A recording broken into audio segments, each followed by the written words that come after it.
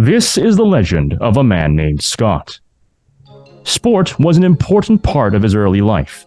From skiing with his family to getting inspired by the University of Toronto Varsity Blues and the University of Alberta Golden Bears, Scott developed an early passion for sport. While he never would become an elite-level athlete, sport was always something that defined Scott's identity. A fire would burn within Scott that would influence him to pursue a career that embodied his passion. Scott was driven. Scott was motivated. And then one day, something truly remarkable would happen. Something that would change his world forever. After graduating with 3 degrees, with most of his focus being on the world of journalism, Scott would join the Canadian Broadcasting Corporation in 1985.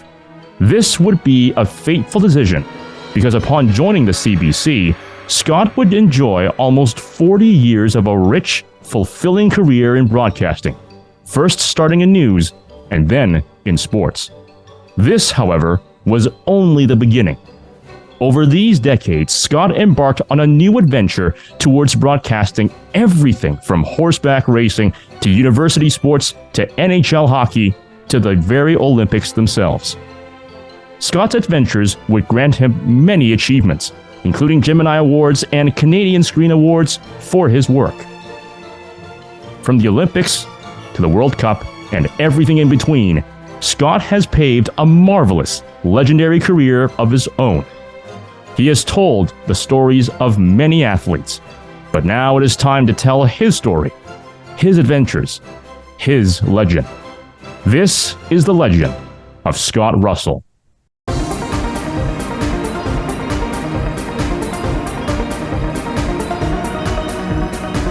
Scott, thank you so much for coming on to the show. Great to be here, Amos, and nice to meet you again. Nice to be with you. A long time. Yeah. It's been 4 years. Yeah. So we were talking a little bit before we started recording, but the first time we met was back in 2019. It was at the University of Ottawa GG's varsity banquet. I was the MC of that event. You were the guest of honor and the guest speaker, the keynote speaker at that event. So, wow. I mean, a lot has happened since then. Yes. I mean, we've been through a worldwide pandemic. We've been through a metamorphosis in sport, how we cover sport, what sport means to us. And, in many ways, it's been a time when we've all grown up, Amos. It's been a real reckoning for those of us in our particular line of work. And it's been interesting to go through this time and to see how important or how unimportant we are in the sporting world. It's been a bit of a wake-up call. It truly has been. It has been a very much of a wake-up call. I mean, as you mentioned, so many different growing opportunities, I should say, a lot of growing pains and opportunities at the same time. It's been rough. Some of us have maybe lost family to the pandemic and so forth. But I think many people have come up stronger from the pandemic. And with so many different learning opportunities here, I think things are going to look up here, in the world of sport where you work. And I think there's starting to be things where they're starting to pick back up to where they were before 2020, where people are coming back out. We're seeing the same numbers coming out, same viewerships, so on and so forth. It's looking like it's pretty positive, at least from my initial perception. I think you're absolutely right. And I think the most positive thing that we've seen come out of this is the return of the spectators to the venues. And I think that's something that the athletes really suffered from during the pandemic was, they were performing to empty arenas, to empty stadiums, and the atmosphere is not the same. And I think of great performers in any sport. They rise to the occasion and they are spurred on by the fans. And so I think that's the key thing that's happened is fans during the course of the pandemic were starved for live sport, the spectacle of live sport. And now that they're back in the arenas and the stadiums and the gymnasiums and the pools, I think that relationship between the athletes and the fans has become that much stronger. It's really great to see. Yeah, absolutely. And eventually we're going to be starting up another university sport year. And, with the CBC covering youth sports, I think that's also coming back into play as well.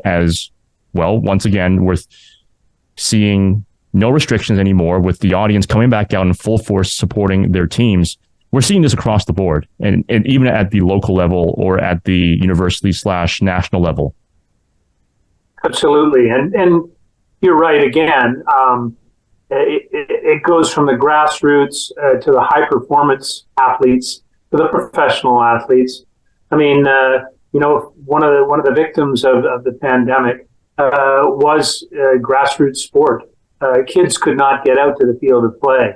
I mean, they had to do sport virtually, and it's just not the same thing. So I think you're right. I think we're great to have everybody back onto the fields of play and back in the stands to watch them perform. Absolutely. And what better to do that than to have, broadcasters such as yourself do that. And especially in your case, having done this for over 40 years, let's go back to the very beginning.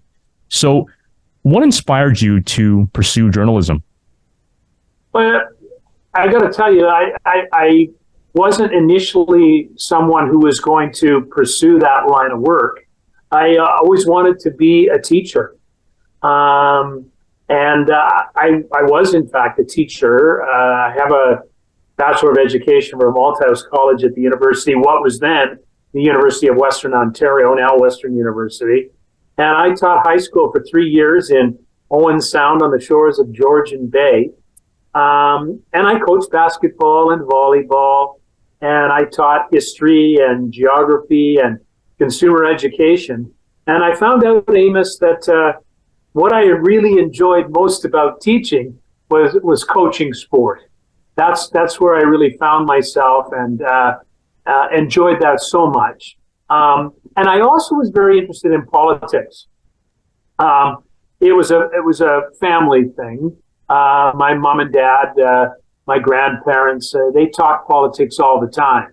And when I was growing up, one of my best friends, Ian Davey was his name, and his father was Senator Keith Davey.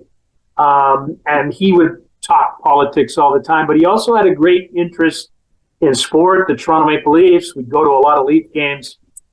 Anyway, to make a long story short, I ended up writing a lot of letters to the editor, opinion pieces for the Owen Sound Sun-Times when I was teaching in Owen Sound, and they tended to be about political things, political parties, what was going on in municipal politics, and that kind of thing.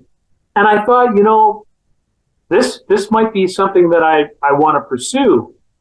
And so I kind of looked around. I was a bit dissatisfied with being a high school teacher and being in the classroom and having to discipline kids and so on, which is always the case. And I found the University of Western Ontario's master's degree in journalism, which was really new at the time. This was, early to mid 1980s. And it was a 1-year program, only 40 students. And they required that you had some life experience, that you weren't coming right out of your undergraduate degree into the master's program. So they wanted you to have some life experience. And it was particularly attractive because the dean of the journalism school at Western at the time was the late Peter Deborah. And Peter Deborah was a longtime host at Global News, a foreign correspondent, a political journalist of the highest caliber, who I knew of and had followed his work. And so that became very attractive. So I took a flyer and I applied for the program. I had to write an entrance essay. And lo and behold, Amos, I got in, which was great. And that was a big turning point for my career. Yeah, it certainly was a massive turning point for you. And, that turning point with all these experiences that you had as a high school teacher, how has that and your early formative years growing up with your family, how has that influenced the way how you approached your journalism degree at the time as a journalism student? Well, I think growing up, and being in a family situation where there was always talk at the dinner table about politics and about sport. My dad was a physician, and he was also on faculty at the University of Toronto, the School of Medicine. And he would take me to the Varsity Blue games at Varsity Stadium in the fall. And I remember we went to the Vanier Cup, where the Varsity Blues defeated the Alberta Golden Bears and won, the Vanier Cup. And I remember that being, fantastic. And we watched, the guys that played for the Varsity Blues at the time. You're far too young to remember these names, but some wonderful football players. Jerry Stursberg was a running back, absolutely fantastic. Mike Eben, who would go on to play with the Toronto Argonauts, was one of the receivers, fantastic player. So that influenced me in that regard. But also, this constant talk at the table about politics and about current affairs. And, I think I really valued, I was also a camp counselor, and spent a lot of time at a summer camp. I was an assistant director at a camp, into my late teenage years and early 20s. And I knew the value of a good story. And I think that was really important in wanting to become a journalist and to become a professional storyteller. There were so many stories to tell about different kinds of things, about politics, about economics, about sport, all these things. Great stories, and that really attracted me. Yeah, and being able to tell these stories, that is something, again, that you would be doing for the better part of 30 years, coming to 40 years.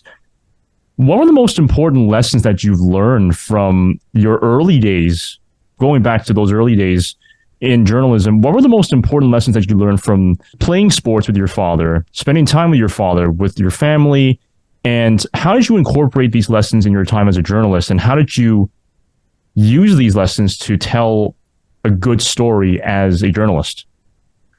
I think that, spending time in sport as a young person, I came to value the privilege it is to have sport, and to be able to access sport. Not everybody does. Sport can be expensive. It is not as inclusive as we would hope it is. And so I think, being afforded the opportunity to be able to go skiing with my family. My father always told me, it's great to play team sport. It's great to play hockey. It's great to play football, and all of the sport is something that's for life,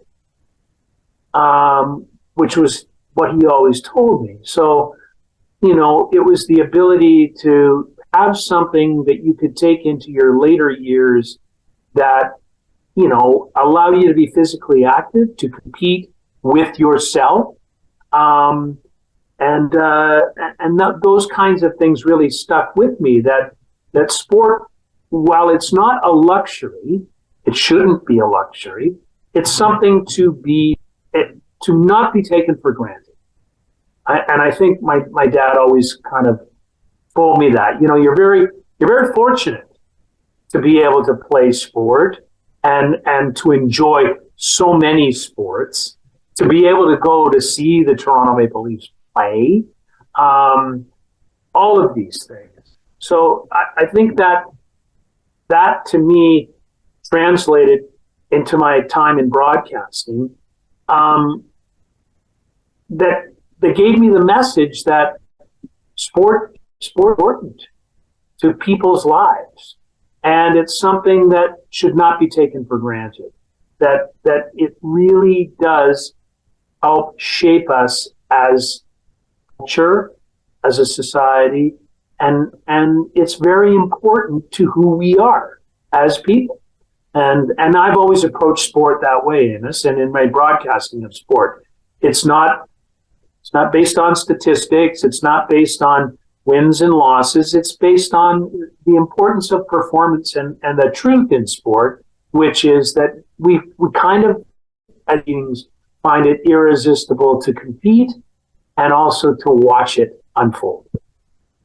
Yeah, that's a great way of putting it. That's a great way of putting it. There's so many lessons that, as you mentioned, that can be learned in sport. I'm really glad you mentioned about health and being able to bring sports later on in life, because I think that we're starting to see a lot of that, especially after COVID. People are realizing that they need to take care of themselves, their mental health and their physical health. And even just simply going out for a walk or lifting a couple weights or dumbbells or going for a run, going for a biking session rather, or going for a swim, these things do wonders for your body in general. And the most important lesson in sport is sportsmanship, because it teaches humility, it teaches teamwork, it teaches everyone that you can't win everything, right? Winning isn't everything. Sometimes you have to take the loss of life too. Yeah, so. And I know that we've talked about this before, and I'm sure you've heard me say it. One of my favorite quotes of anybody, and I'm a student of sport. I'm a student of the history of sport. That's you talk about the degrees that I have. I have a history degree. I have an education degree, and I have a degree in journalism. And these three things have afforded me a well-balanced approach to sport and how it fits into the bigger scheme of things. I'm extremely interested in the history of sport and how it's evolved over time. I'm extremely interested in educating people about sport and what it means to us. And thirdly, I'm interested in ethical things, which my degree in journalism taught me. Is that we approach everything from an ethical standpoint. What is right and what is wrong? This is very important. But to get back, one of the quotes that I was talking about is the founder of the modern Olympic Games, de Coubertin, who said the most important thing in the Olympics, as in life, is not the victory, but the struggle, the taking part. That the beauty of sport is that we should take part in it. We don't have to win it all the time. We should take part in it. And that's the most important. And, the taking part means that it's for all people. It's an inclusive thing. And I think that I've always approached it that sport is this unique thing that is a bit of a universal language that everyone can understand, and it's welcoming. It's the only thing that welcomes people of every race, faith, gender, orientation, ability. All people are welcome in sport, and I think that's very important. It's not about the destination; it's all about the journey. Right. That good old phrase, yeah. That phrase really rings true. There's also another version of that. It's it's all about the friends we made along the way as well. So, and my goodness, over the years that you've been covering sport, you have made so many friends and have met so many people along the way. What are the greatest challenges that you faced as a journalist back when you started out and versus now? And what has changed and what has stayed the same in your coverage of sport back in the 1980s all the way up till now? Well, the greatest challenge is, I have to tell you that, it's been so enlightening to be involved in sport and to have that opportunity to see all that it offers and to be able to broadcast it, to tell the stories of sport. I think one of the greatest challenges is to be able to focus on all that is out there and to be able to relay to your audience the importance of it. Why is it significant? I think it's very easy today to broadcast sport and, to rely on the cliche, which is it's a big game. This guy's hit this number of homers. He scores so many goals. They're not clicking on the power play. I mean, I think it's easy in sport to fall into that cliche. What is more difficult and challenging is to be able to get it across in your storytelling. What is the significance of this? Who are the characters that we're bringing to life? And what do they mean? How can we relate to them? I think that's a challenge that any journalist faces, and certainly a journalist in sport faces that. So it's a challenge that relates to relevance. Why is this relevant to people? And then, the joys, how is it different today? Well, Amos, it's different because when I grew up broadcasting sport, I broadcast sport on Hockey Night in Canada. And I broadcast sport on the Olympic Games, on the national public broadcaster. It was, for many days and many years, the only game in town. It was the big show. And so it was rare, right? And it was by virtue of being involved in that, it was special. Now, with the advent of social media, sport is everywhere, all the time, on every platform. And it is ubiquitous. And now, it's a challenge to make the big events special because now everything has become a big event. And, every sport is on all the time, somewhere, on some platform. That's what's different. It's huge. It's become huge. Yeah, it certainly has. And in my own experience, having called university level sports for all these years as a sports announcer myself, I noticed that there's almost like a sensory overload when it comes to the sheer amount of sport and content that's flying around on social media and also on mass media. And you mentioned the rarity that used to be in place back when you started out broadcasting sport. That has a certain charm to it because, as you mentioned, that was the big event.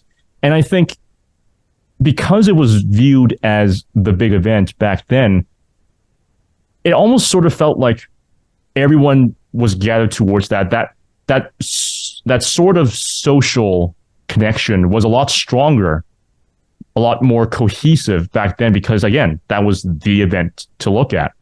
Nowadays, with so many events happening, it's like, I can't keep up with all of this.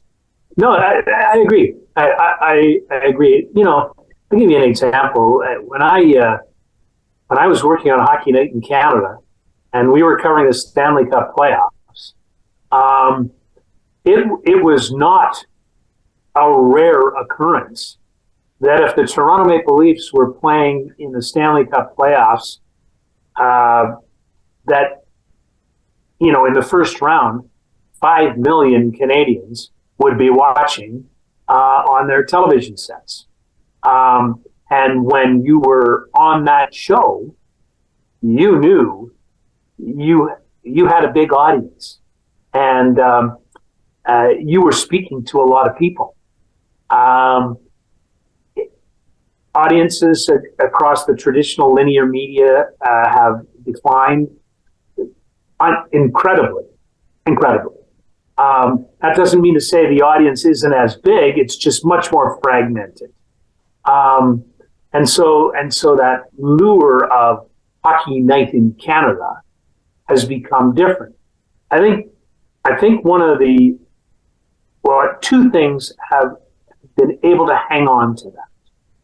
I think the Olympics has been able to hang on to that. But still, the audience is more fragmented. But when you're the Olympic broadcaster and you hold the domestic rights, as we do at the CBC right now, you have the accessibility across all of your platforms to build your audience. So it still has the potential to be big.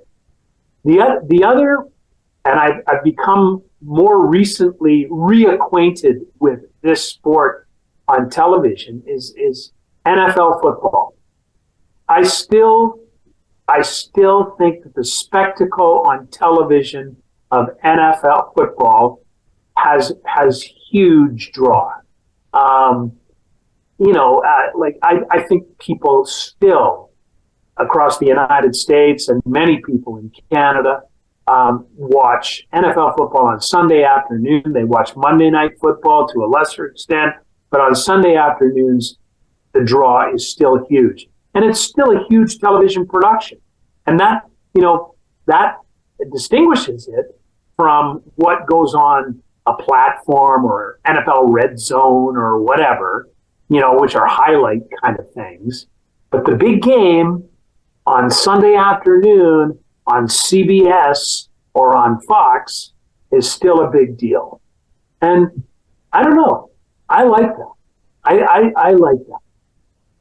I like that too. In fact, I draw upon that energy, at least my style of broadcasting. I draw on the energy of the crowd to boost up my presentation of the sport.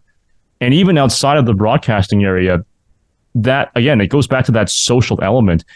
I think many people, well, the more people that a sporting event has, even if it's just a regular game, a regular regular season game, the more exciting, the more enthusiastic, the more energetic it tends to be, and the more memorable it tends to be as well. And one thing that I noticed in my generation and in the generation afterwards, myself being millennial / Gen Z, and then the rest being Gen Alpha or whatever, one thing that has really popped up in recent years is the culture of nostalgia.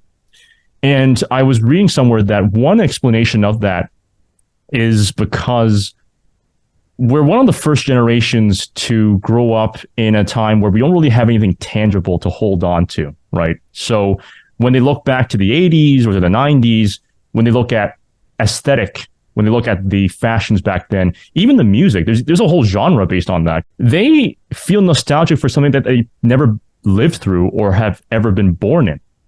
And I think sport has that to a certain extent now, because there's so much sport going around. Many kids are still looking back to the history, I think even more so than before, because they don't have that tangible element that, or at least the same degree of tangibility that even people at my age and older have enjoyed. I grew up in a time where, I grew up in the 90s / 2000s, and that was perhaps maybe the last little bit of time where I can tangibly hold on to a specific aesthetic. That was before smartphones, social media. I think that tangibility is what really influences the nostalgic factor. And I think sport, again, is an example of that.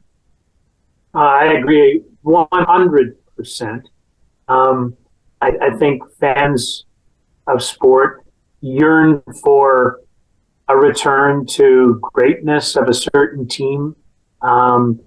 They hear the legends of the Toronto Maple Leafs. Listen, it's incredible to me to watch Leaf fans, because I live in Toronto. I was a Leaf fan when I was a kid growing up. I mean, I saw Dave Keon play and Ron Ellis play and Johnny Bauer. I mean, I saw them play as a kid at Maple Leaf Gardens. And so I yearn for that kind of thing. But I think what the fans, and they come out in droves, as you know, and are in Maple Leaf Square or holding on to dim hope that the Leafs will advance past the first round of the playoffs. They hold on to, maybe this is a return to the glory days that we never got a chance to experience, but maybe we will now. Maybe this is our glory days. And I think that you're right. The fans yearn for something that they haven't had the ability to see or experience. And they desperately want it. They desperately want it. Yeah, and if you remember 2019, I mean, actually, as a Torontonian, I think everybody remembers 2019 when the Raptors won the NBA Finals. That was, well, legendary. The entire city shut down. There were millions of Torontonians and really Canadians from across the country who came there to celebrate that momentous occasion because, well, we've never won an NBA Finals in any part of Raptors history. But when that happened, man, the energy was incredible. I was actually in Ottawa visiting family at the time, and I saw it on TV. I'm like, wow, that is one party right there. And that is one massive celebration. Absolutely. Championships are rare. And in modern sport, with the movement of players and much more, convoluted contract situations, players are bought and sold. They move really frequently. Not like the old days when you were a Leaf for life, or you played for the Montreal Canadiens for life, as Jean Beliveau did, right? It's different now. And so championships are rare. You don't tend to get a run of 5 championships in a row, or 7 within a 10-year span. That just doesn't happen. So when you get one, as the Raptors did in 2019, it becomes huge. University sport is an example of a place where I think that identity is still very much strong and very prominent. It really is. You're cheering for the university because all the athletes in that team are studying at that university. Most of the fans are alumni or current students or even faculty of that university. And when a team wins, they feel it because they are directly connected with those people. They may even know some of them personally on a personal level as well. So I think university sports still has that potential. And I think that's not going to change anytime soon, simply by virtue of the fact that their players, once again, are students. And that's also exciting to see. In Canada, admittedly, it's dropped off the map a little bit in terms of attention in the mainstream. Unfortunately, for example, I went to Carleton for my undergrad. There were actually an alarmingly high number of students who actually didn't even know what the Carleton Ravens were. So let alone, cheering on the game or watching a game. Well, maybe unless they were talking about basketball, and that's when they find out, oh, actually, we're pretty good at basketball. Well, we've won like 12 different championships. We had like a 10-win streak or something like that. But outside of that, the main point is the culture of sport, and of university sport, at least in Canada, is not what it used to be from what I found, unlike the American university sport culture, which is still going very strong. But I don't know. I mean, there is some way to bring that back, though. And I think with the CBC's coverage of youth sports, I think that's the first step in bringing that back to the forefront. Yeah, and I think it's really important, in particular, that we continue to broadcast the National Football Championship, the Vanier Cup. I think that's really important that we continue to do that. I think that we can certainly make something out of the CIS Women's Hockey Championship. I think we can certainly do something with that. University Basketball Championships will be big. But, I think that it's important that the National Public Broadcaster take on the mission to bring university sport to as many people as we can in this country. I have great memories of my time at Western. I mean, the football culture there was immense, as you know. The Mustangs are one of the most successful football programs in the country. And when I was there, they were winning Vanier Cups.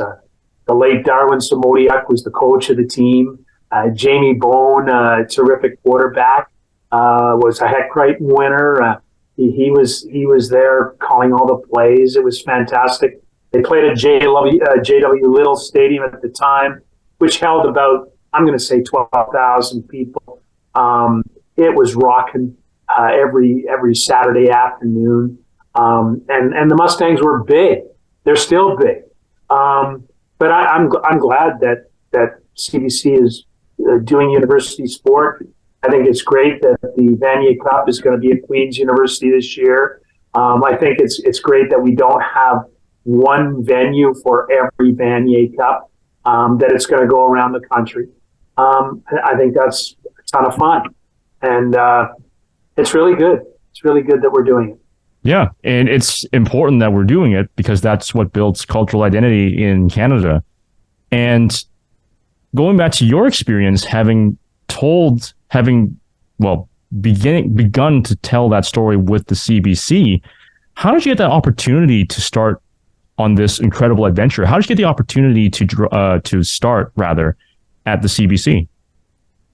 Well, I after graduating from Western, the journalism school, I won a place at the CBC summer training program.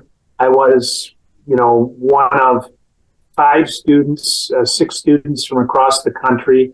There was one from Dalhousie. I was from Western. There was one from the University of Saskatchewan in Saskatoon. There was one from UBC, I believe. One, I think, from Concordia University. Anyway, I went through the CBC summer training program, which was a month-long program, April of 1985. And at the end of it, we were to pick a place for internship for the summer. And the one caveat being that we couldn't choose Toronto, Montreal, Ottawa, Vancouver, Edmonton, any of the big centers. We had to go to a smaller location. So I went home to my dad and I said, I'm faced with this choice. Where do I choose? He said, choose Charlottetown, smallest place. They're not going to get you running coffee in Charlottetown. You're going to be in Charlottetown and you'll be able to do something. You'll be able to get right in there and get your hands dirty, so to speak. You'll be doing something. And he was right. I landed in Charlottetown in May of '85, got off the plane, went to the CBC. The executive producer was waiting for me, and I was out covering the story that night. So it was, I got my hands dirty right away. It's great. It's always good to have on the day training rather. It's always good to have that. It's always nice to have practical training. A little while back, I think you were on George Stroumboulopoulos' show, and he actually featured a little bit of the clip on back then, all the way in '85. So we saw some of that the early Scott Russell action back then. I saw already, like the beginning, like this was it. Like there was something special there. I saw that, potential already back then. And, lo and behold, 39 years later, it flourished. It really flourished. I mean, there's not much I can say outside of, that. No, yeah. Thank you. No, it was a great adventure, and it continues to be a great adventure. And I'm continuing my work, and I love the ability to be able to tell stories. And it's been an exciting journey to be able to travel the world, to see so many different sports. I've been to the Olympics 16 times, in China, in Japan, in Italy, in Greece, in Canada, and the United States. And it's been a fantastic journey. So take us to your first Hockey Night in Canada broadcast. Take us to the moment, well, maybe a little before that. Take us to the moment that you were told or you found out that you were going to be broadcasting your first Hockey Night in Canada broadcast. And then take us to the moment where you were on that broadcast. What were those feelings like? Well, I mean, it was a tremendous honor to know that I was going to Hockey Night in Canada. It was 1989. It was deep into the season. I had broadcast the Olympic Games in 1988 in Seoul, and some of the people that I worked with were working on Hockey Night in Canada, and they said, "Hey, maybe we should give this guy an opportunity." So the first game that I was to do was at the then Northlands Coliseum in Edmonton, and it was the Vancouver Canucks, Trevor Linden, taking on the Edmonton Oilers, and Mark Messier was still playing for the Oilers. Billy Ranford, Gretzky was gone by then, so I was going to Edmonton to do the Canucks and the Oilers, and I thought, wow, this is absolutely fantastic. And so I got to Edmonton. We had this morning story meeting, and they had the script and worked off a paper script at that point in time. And right there at the top of the script, it said, Scott Russell opened the show Zamboni. And I didn't say anything at the meeting because there's, Bob Cole was at the meeting. He was calling the game that night. Harry Neal was the analyst. Great broadcast team. And I was the new guy. So I just kept my mouth shut, but thinking the whole time, I'm going to open the show while riding around on the Zamboni. And I was petrified that was the case.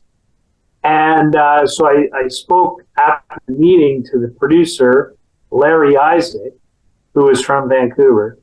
And I said, Larry, so let me get this straight. I'm going to open the show for 1 minute and 30 seconds, which is the allotted time.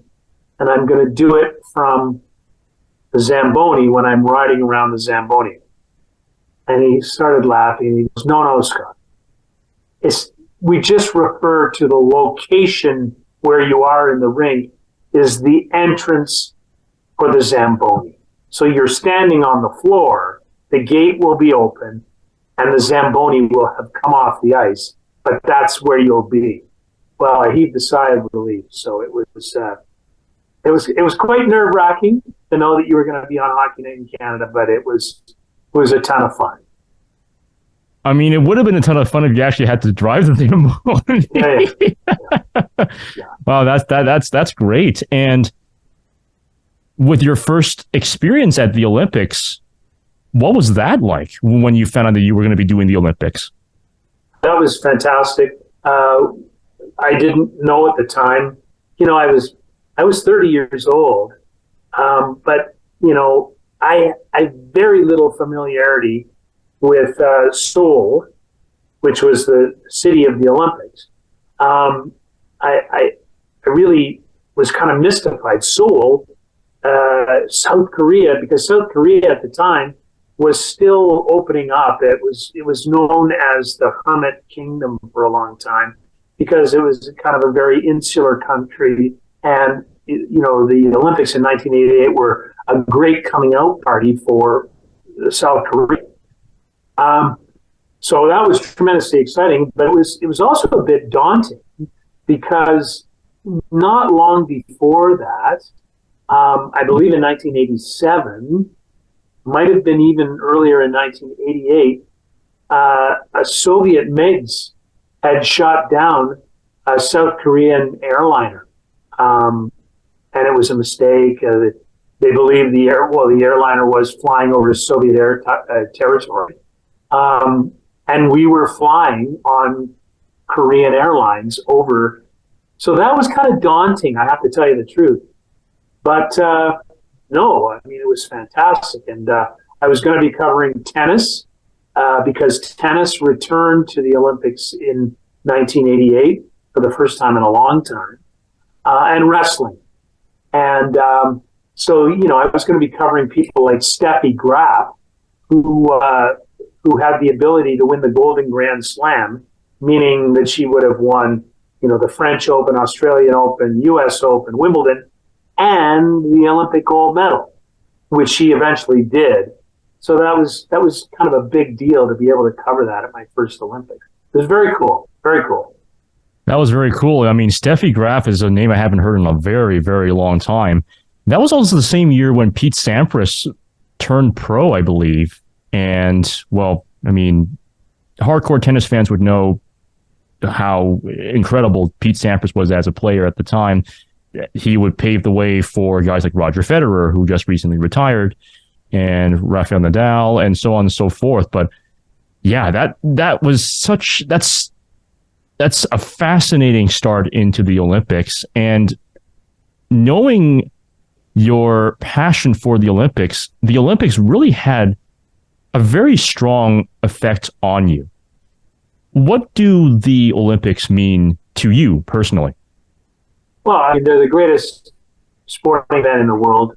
They're the greatest event in the world. They're the greatest recurring spectacle in the world. People from every nation. It's all sport for all people. It's an absolutely beautiful gathering of so many people from around the world, and a display of human potential. That's why I love the Olympics. I'm on the advisory board for the International Center for Olympic Studies at Western University. Dr. Angela Schneider is doing fantastic work there. She's an Olympic silver medalist in rowing, and an Olympic scholar, and she's doing wonderful work. But the history of the games is so spectacular, and it evokes history. The Olympics evoke history, and I just love the spectacle of it. That's what it means to me. And I gave up broadcasting Hockey Night in Canada. I could have continued on Hockey Night in Canada to this day, probably. But I wanted to do the Olympics. And it's been a wonder to me. And I've seen so many great things. I've seen Usain Bolt run the world record and then win the gold medal for the first time in Beijing in 2008 before the Bird's Nest Stadium. There were 95,000 people in the stadium to see him run. He was absolutely wonderful. I've seen so many things. Kyle Schufelt won a gymnastics gold medal for Canada, unheard of, in Athens in 2004. That was terrific. I've seen so many great moments in figure skating. Tessa Virtue and Scott Moyer winning the gold medal again, as they did it in Pyeongchang once they returned after retiring. But they had that crowd enraptured. It was wonderful. And I've long had an association with the Olympic Games as well. That sport is equally as spectacular to me, because what I value is the competition and the people from all over the world on the same playing field. It's terrific. Absolutely, it is terrific. And this is going to be a bit of a hardball question. Which of these moments are the most memorable to you? It's a really tough one. I think that seeing in 2008, we were in a broadcast location called the Linglong Pagoda, which is overlooking the Olympic Green in Beijing and overlooking the Bird's Nest Stadium, which had a circular opening. And being there that night, looking out the window and seeing Bolt run, and the response that happened from the Chinese people, in huge numbers. This guy from Jamaica, 6'7" or whatever he is, just dominated, and it was absolutely wonderful to watch it, and then to know that the Jamaican broadcasters, who did not have a spot in the stadium because they couldn't afford it, so they were broadcasting from a sort of an ATCO trailer off to the side of the stadium. And a producer got into it and sent a camera in there and saw the reaction of Jamaican broadcasters when Bolt won in 9:69, which was a huge new world record. It was great. I mean, it was just absolutely a wonderful moment. And of course, as we all know, Bolt became and has become a living legend. And there are very few living legends in sport, but he's certainly one of them. That was a great, great moment. Yeah, that moment, and really that year's Olympics, for me at least, was perhaps the most memorable out of all the Olympics that I've seen so far. I remember, because Beijing, and for that matter, that part of China, being 12 hours different in time zones from Canada, well, from Eastern time here in Ontario, I remember there were some nights where we would stay up late. If it was a weekend, of course, we would stay up late in order to watch Usain Bolt run, Michael Phelps win his 8th gold medal. I think that is really a small part of what the Olympics are, bringing people together into one place and to really celebrate the abilities of human achievement, where, as we were talking about earlier, it's not the destination, it's the journey. But seeing the results of that journey and seeing how a person's able to compete with themselves and be at their absolute best and break and surpass their own limits and achieve a whole new power level, that is something that I think really speaks from a human level, even outside of sport. Yeah, no, absolutely right. And the Paralympics as well. Seeing Chantal Petitclerc win a number of gold medals, I think 5 gold medals at those Paralympic Games, and seeing the crowds as big at the Bird's Nest for the Paralympians as they were for the Olympians. That was tremendously encouraging. And that you're right, that we were growing, we were surpassing ourselves, we were becoming, attuned to sport for sport's sake. It was terrific. Absolutely. And over these 38 years, almost 40 years at the CBC, you've told so many stories, and you've worked so hard in telling all these stories at the same time. Take us through a day in your life at work at the CBC. What's that day like, and how has it evolved over these almost 4 decades? Well, I don't think there's much has changed, Amos. I think it's prepare, and prepare some more. You have to become immersed in this genre in sport. You have to love it. And, I'm constantly watching, reading. I read a lot about sport.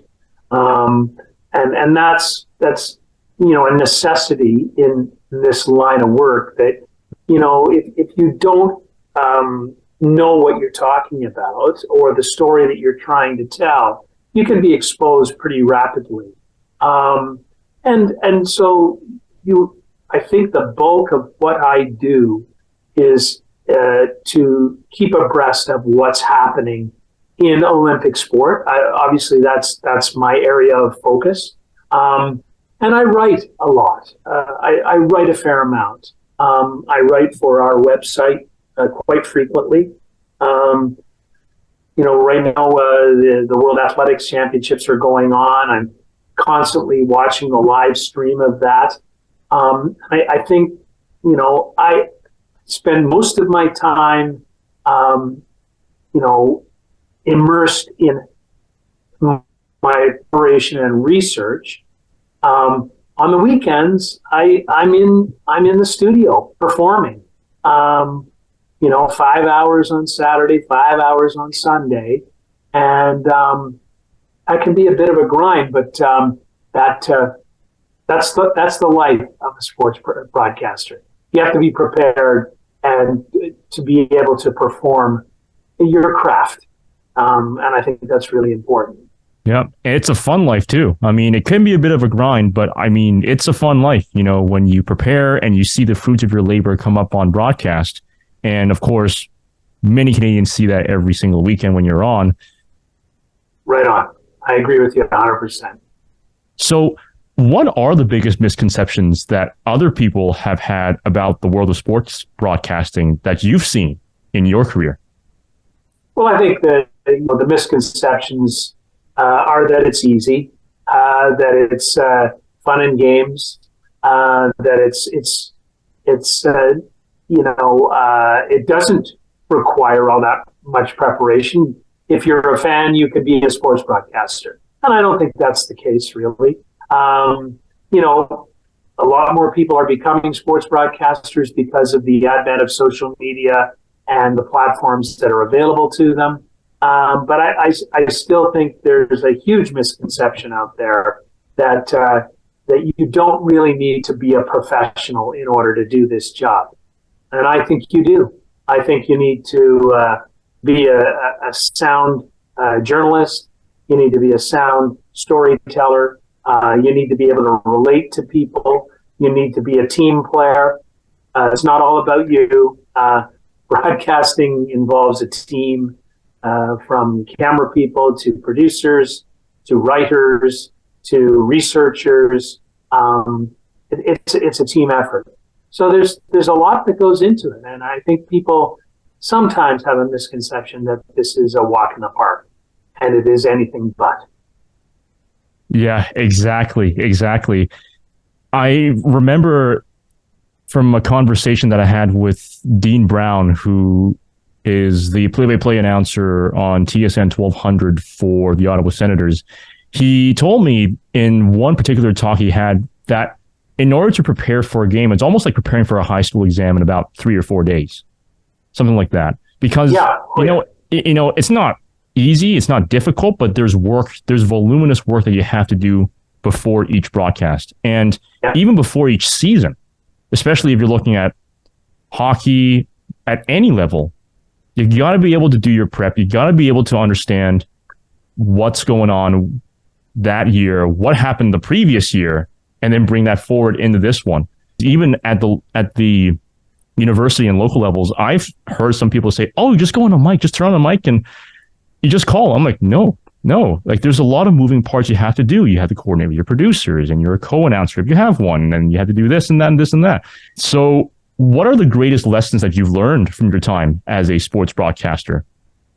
Well, I think I alluded to that a little bit earlier, is that you have to be a team player. You have to realize that you're involved with a group of people that are trying to make each other successful. And, sport is all about team, right? Whether it's an individual sport or whether you play for the Montreal Canadiens, Toronto Raptors, you're part of a team. There are people who support you along the way. And I think the greatest lesson is that you have to be willing to be part of the team. You have to have a certain humility, that you're going to make mistakes, and that you won't be right all the time. And nor should you be the one who is supposed to be right all the time. Sports broadcasting is not about giving your opinion on everything. It's about telling a story and reflecting the characters who play sport and why they're important. And one of the important lessons that I've learned along the way about sport broadcasting is that it's not about me. I'm not the story. The story is the performers, the athletes. They are the story. The story is not about me. So those are the kinds of lessons that I've learned. And I think one of the other lessons that I've learned, Amos, quite frankly, is that you've got to be immersed in sports broadcasting, but you also have to spend time with your family, and that as my family's right now kind of waiting for dinner. But, you have to spend time with the people who support you. And that goes back to what I said about sports broadcasting is it's not about me. It's about the people who play and my ability to tell their story. Where do you see yourself 5 years from now? I got to tell you, in this 5 years from now, I don't mind saying it, I'll be 70 years old.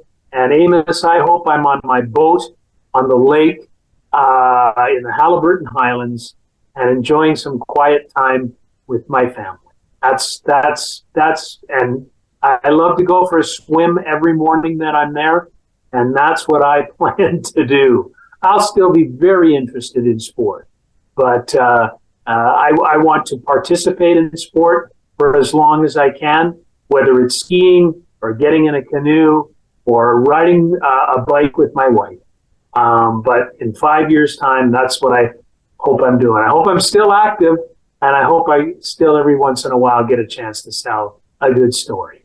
That's great. That's a great plan for 5 years. And as we begin to close this episode, any final words that you want to say to the audience in terms of anything that we've talked about today, sportscasting, life, etc.? I think, Amos, that sport is not life. It's a reflection of certain elements of life. And it, to me, is a huge part of our cultural narrative and who we are as a people. I heard it once said by Sebastian Coe, who is the president of World Athletics and who was the organizer of the London 2012 Olympics. And he said at the opening of the games, he said, "There is a truth in sport. We all find it irresistible to compete in sport, and we find it irresistible to watch the spectacle of sport." And I believe that. I believe that sport is in us. It's in all of us. It's our universal language. It's something that everybody understands. And I'm just happy to have made a career out of broadcasting sport. That's some great words to end on. And it's been such an honor to have you on the podcast, and an honor to have you as the longtime broadcaster, now Olympic primetime broadcaster for the CBC and for Canada for so many years. Once again, Scott, thank you so much for coming on today. It's been really, really great. I think the audience is going to learn a lot from this and to, learn from the living legend of Scott Russell. Amos, thanks very much for having me. All the best to you. Thank you. And thank you to our audience for tuning in to this episode of This is the Legend of. You can follow Scott Russell on his social media, on Instagram and Twitter, at CBC Scott Russell. Once again, that's at CBC Scott Russell. So once again, this was Scott Russell on This is the Legend of podcast. Be sure to visit our website and our social media. Follow us everywhere so you won't be missing any of the content that we update out. So once again, thank you so much. This is Amos Vang signing off for now. Stay safe, stay healthy, and stay legendary.